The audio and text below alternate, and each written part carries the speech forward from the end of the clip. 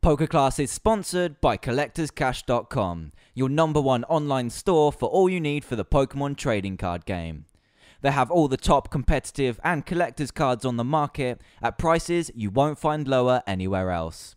Whether you're after tins and packs from the current format, or just looking for those hard to get primes to finish off your deck, Collector's Cash is your place to go. Make sure you check them out at www.collectorscash.com. Hey everybody, and welcome to episode 52 of PokeClass. As everyone should already know, Christmas is just around the corner, with just 8 days to go before the big day.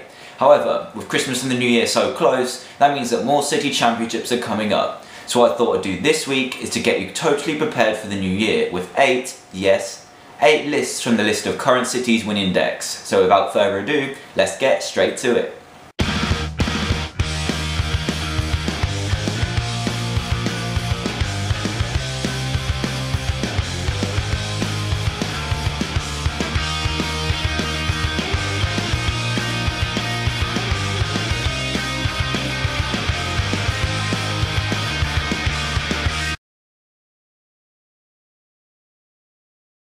So now we've had a lot of results from our city championships over in the US, and a very complete list has been compiled over at pokegym.net. The winners list is what I'm going to be focused on today, as the deck lists I'm going to be giving you are going to be 8 hand-picked from the winners list. So on to the first of our 8. With just one win comes a very fun deck indeed in the form of Sharpedo or Dino Victini. This deck takes complete advantage of coin flips and the ability to reflip them if you don't like the outcomes, with the new Victini from Noble Victories, and here's a list to get you started. This list is pretty basic and is based on getting Ordino attacking with its flippy attack Powerful Slap to do 40 damage times the number of heads you hit, depending on how many energy you have attached to it. The other aspect to the deck is Sharpedo. With its attack Strip Bear, you do 20 damage but flip 2 coins. If both of those are heads, your opponent discards their entire hand. Now this is incredibly disruptive, not only getting rid of your opponent's resources, but leaving them in top deck mode to make a comeback. What makes both of these attacks fit into the same deck is that you can reflip all of them with Victory Star. I've left the other attacker space completely empty since it's pretty flexible. Some ideas to get you started can be Chinchino to take advantage of double colourless, and you should also consider Weavile in here if you can't get Strip Bear to work for you. Both of these are extremely viable to actually take the prizes you need or to lock your opponent even more. There are loads of other options, but we've got a lot of lists to get through, so on to the next one. Also, with just the one win, we have Kyurem for Alligator. This deck is based around probably the most hyped card of Noble Victories, Kyurem, since it can spread 30 damage to every single Pokemon on your opponent's side of the field every single turn when set up. What it does struggle with is setting up the attack quick enough, and that's where Feraligatr Prime comes in with its Rain Dance Poker Power to attach as many water energy as you like during your turn. The list is straightforward and focuses on being as consistent as possible, since speed is the key to getting the win here. You have 6 free spaces which can be filled with more draw supporters such as Professor Oak's New Theory, a 4th Kyurem or Feraligatr, or trainers such as Energy Retrieval and Switch. Either of these options are extremely viable and help support your full setup. Some people don't consider this an extremely competitive deck, but the synergy is definitely there and it has at least one win we know about, so why don't you try it out? Up next in the one win club is Vanilluxe Vileplume, a deck that was thought to be unbeatable when everyone put their theorem onto the test.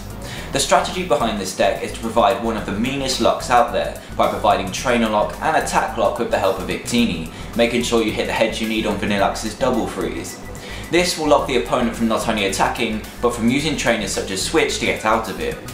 This list maximises your search capabilities and makes sure that you fall behind to do this with the maximum amount of twins. Your setup is helped by forms of both Pichu to get your basics out and Cleffa to refresh your hand, but you also have N to slow your opponent down once you're set up, and they've started taking prizes. Other things you could consider are things that also thrive under trainer lock, such as Suicune Entei Legend to certainly keep Reshiram tamed, but you could also go for the likes of Teddiursa to start the trainer lock from turn 1 by being able to reflip for its attack Fake Tears with Fliptini. All of these will help you keep this annoying lock on for as long as possible, so try it out if you're looking to lock your opponent and your local meta. This deck is also a member of the One Wins Club, but I feel this deck is seriously better than the results are showing, and it's Zekrom Eelektrik. This deck is a slightly more stable version of ZPST, which fixes the late game struggle that the original version usually has. It focuses less on having to use Pachirisu and Shaman to get a quick Bolt Strike going, and works by getting lightning energy into the discard pile to put back onto the field with Eelektrek's Dynamotor ability. This keeps your bench powered up while you hit hard up front, and I feel it to be a much better version of Zekrom, even though the results don't agree. This list is absolutely bare bones, but the deck is actually quite simple to build. Some people like more energy in there to start getting it into the discard pile as soon as possible, whereas some like to leave room for more tech cards. There's only 2 Tornadus in here so far, but you can always add a third to go more down the traditional route, but Thundurus is also great in this deck to hit an early 80 and get lightning energy into the discard pile. You could also go even more traditional and put in a single Shaman and Pachirisu to possibly have the donk and some more energy manipulation, but either way, this deck is very consistent and should be doing better than it already is. Moving on up the list, and we have everybody's favourite Pokemon, Durant.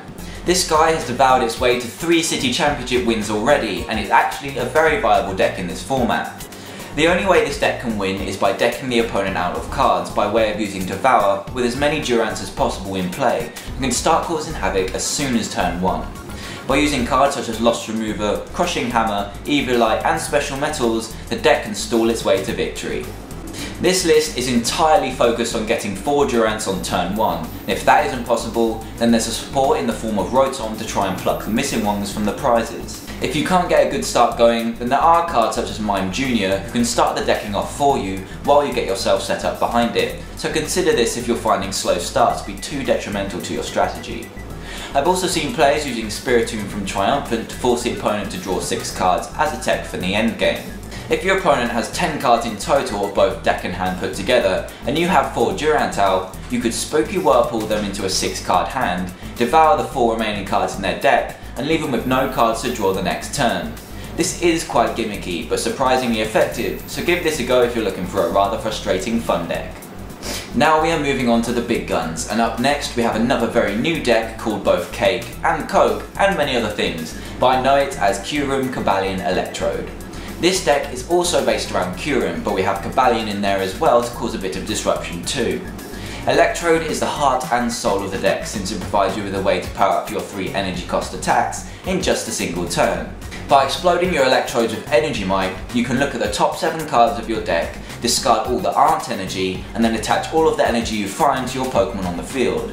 This can either go badly or extremely well, and when it does go well, you'll be either spreading 30 damage to every Pokemon on your opponent's side of the field, or you'll be attacking for 80 head on with the defending Pokemon not allowed to attack the following turn. As many of the other lists so far, this is focused on straight consistency. You need the research records to control your top decks, and cards such as Eviolite are self-explanatory in a deck revolving completely around basics. Twins is going to give you a lot of search since you're going to be behind in prizes very early on in the game through Electrode's power. To be honest, you can't really put anything more in here to make the list more your own, since it is a deck that has a very focused strategy. You could add more copies of the cards already in here to keep you extremely consistent, but something's definitely going right because this is sitting at 5 City Championship wins already. Up next, also with 5 wins, is The Truth, our second place Worlds deck of this year. Your aim is to completely lock down the opponent while you control which prizes your opponent can take and when, by moving damage around with Uniclus's damage swap ability. Blissey Prime is there when you move damage from your attackers and put them onto bench Pokemon with no energy attached, and heal it away with Blissful Nerfs. You also have Donphan Prime to put damage on your bench and start attacking hard, and you also have the Legend to destroy any fire types out there. The list here is very tight with only 4 spaces left, but there are different variations you can take on this to make it your own. As you've probably noticed, I have left the dragons out, and that's because you can either go with Zekrom and Reshiram, the traditional choices, or you can shake it up with the Dawn of Noble Victories with the new Dragon Kyurem, or even Cobalion. Kyurem will give you the option to spread 30 damage to every single Pokemon on your opponent's side of the field, while they can't KO your active, or Cobalion will keep them locked from attacking while you take your time moving damage around or setting up further. Either way, this deck is still a huge contender, but does take quite a player to pilot to victory. Now we've finally reached the 8th list of the episode, meaning we're close to the end, but this one is definitely one to finish off with. With an absolutely humongous 17 cities wins and counting, Magnezone Eelektrik has quickly become the shining star of the format. The deck focuses on starting quickly with Pokemon such as Thundurus and then following that up by placing your Magnezone in the active spot, whose loss burn is being fueled by Eelektrek's Dynamotor. Since Lost Burn can take energy from anywhere on your field to increase its damage output by 50 for each energy you lost zone, Eelektrik is the perfect partner to throw them onto your bench and attack for huge amounts of damage every single turn. This list is as tight as you're going to get a skeleton since you have a very set plan with this deck. A thick Magnezone line will keep you consistent as you use its power to set up even further when it hits the field, and a thick Eelektrik line will allow you to keep them in play since they will get KO'd a lot.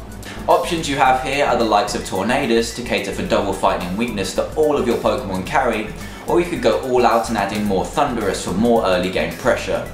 N is too good in this deck since it can give your opponent a very small hand size, or you could top yourself back up with 6 with Magnetic Draw and carry on destroying the field. Zekrom and Cryogonal could also be considered in here for either more attacking strength or for that peace of mind against Domfan, since Cryogonal will deal with that pretty nicely. So there you have 8 very solid skeleton lists that should get your creative juices flowing throughout the rest of the festive period. I know that my first City Championships are coming up in the early days of January, so I know how it feels to be frantically testing out all of the new cards and decks we've been given with the release of Noble Victories. I hope this episode opened up your eyes into some of the less popular decks and also gave you a good start on some of the seriously competitive ones. There won't be a PokeClass next Saturday because it's going to be Christmas Eve, so I'll see you all in the new year where I'll start analysing the city's results and hopefully have some decent reports to give you as well. Thanks for watching this week's episode of PokeClass. Make sure you rate, comment and subscribe in the bottom left or top right hand corner in a second, and I hope you all have an extremely good Christmas.